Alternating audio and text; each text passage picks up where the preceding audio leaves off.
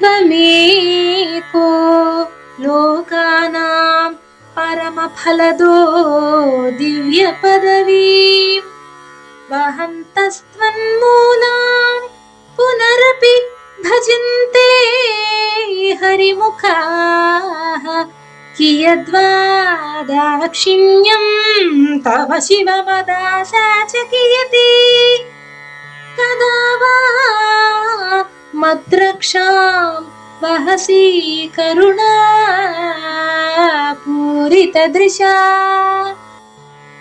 నువ్వు ఒక్కడివే లోకాలలో మోక్ష ఫలముని ప్రసాదించువాడివి.